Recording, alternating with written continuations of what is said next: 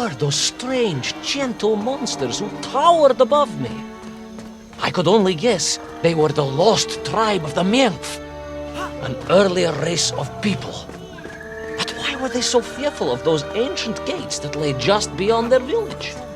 And why did they seem to recognize me? Why?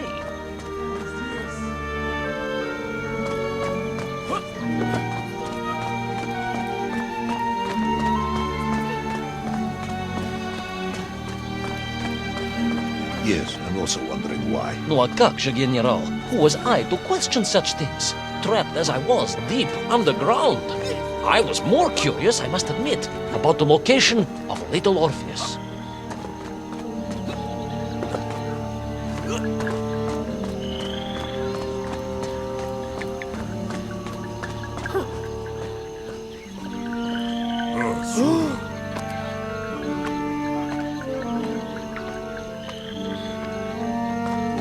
You talk of a great city, a mighty power.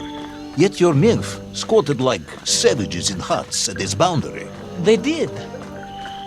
And the answer to that mystery lay beyond my grasp at that point. Because it was a wonder, it truly was. Orpheus!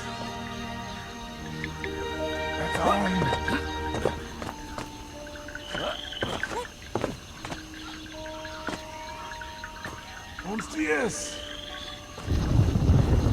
Orpheus!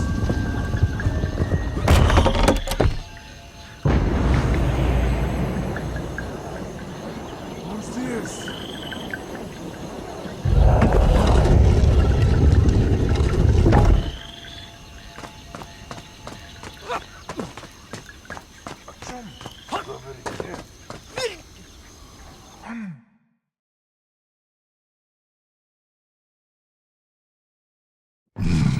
The lost city of Agartha. I hope I may one day see it myself. Oh, General, if only you could. Unfortunately, as I shall explain, should you seek Agartha now, you wouldn't find it. It has been utterly destroyed.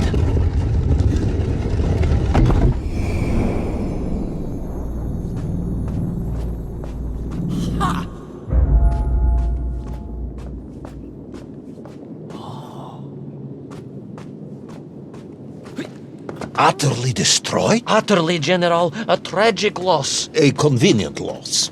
I imagine archaeologists weeping as I tell you. But most importantly, before we continue, you must understand one crucial fact about its destruction. Which is? It wasn't my fault.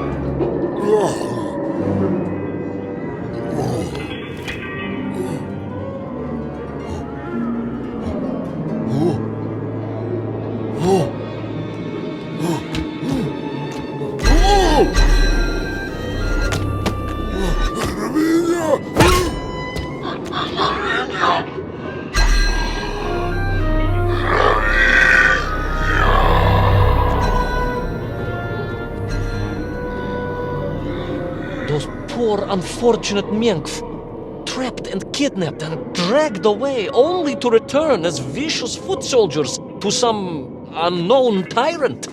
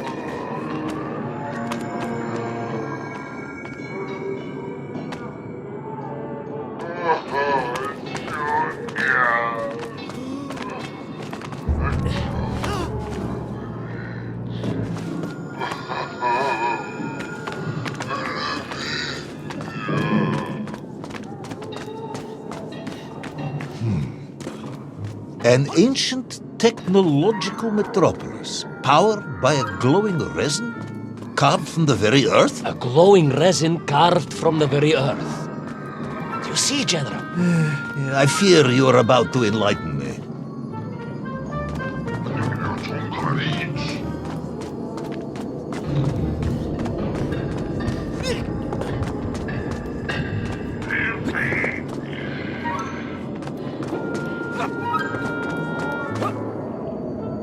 Little Orpheus must have been drained by the impact, but whoever had stolen it and brought it here was no doubt planning to use the Agarthan resin to charge up the atomic bomb, restoring the device to its full potential. What sort of man would come up with such a monstrously reckless scheme? Perhaps the type of man who has such limited understanding of atomic energy that he thinks an ancient metropolis can be powered by shiny marbles.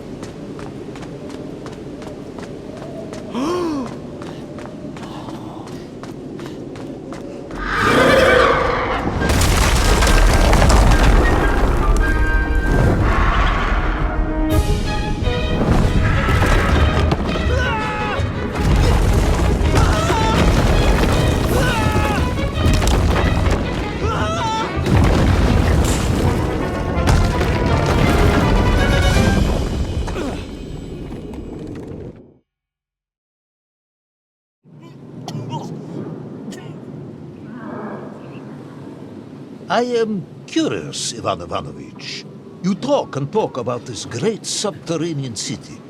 Yet what you describe sounds strangely familiar. It does in some way bear an uncanny resemblance to the glorious architecture of Comrade Alexei Dushkin. Wouldn't you agree? Danет, General. I have never heard of this great tavarish Dushkin or his works. Interesting. Because you were photographed on the steps of his marvelous Vysotka na Krasnich Varotach, shaking hands with the Glavny Constructor. That was the chief designer? The sweaty little fat man with the bad hearing? Mind your mouth, Ivan Ivanovich. And don't think you can distract me by slandering one of the great visionaries of our time. Without him, neither of us would be sitting here now. I must remember to thank him for that, General.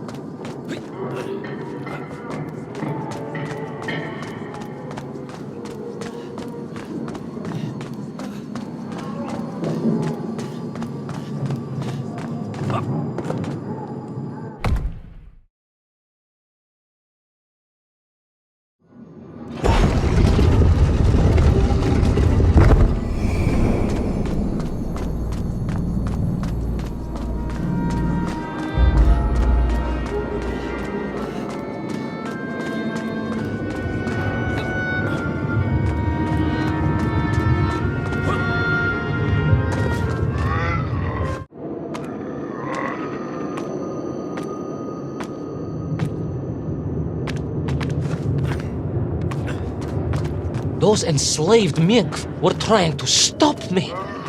I was sure of that now. I find myself sympathizing with them, I must admit. No, General, then I have failed to win you over. Uh-huh. A point of agreement at last.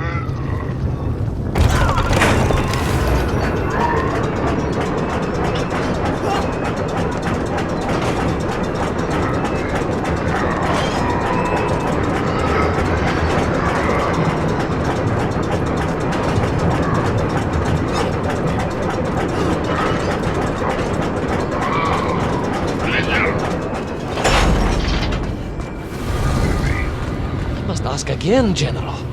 Are you mocking me? That would be unprofessional, comrade. I will try harder to convince you then. It is, after all, a cautionary tale of unleashed tyranny. It is a cautionary tale of unleashed idiocy. But please, do continue.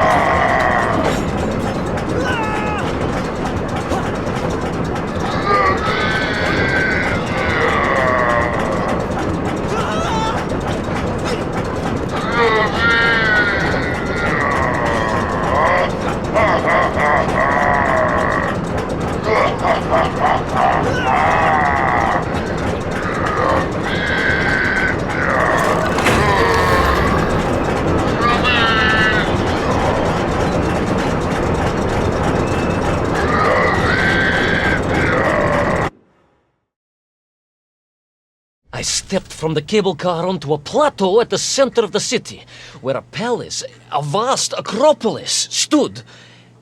I was reminded of Chelyabinsk-40. May I ask how you know of Chelyabinsk-40?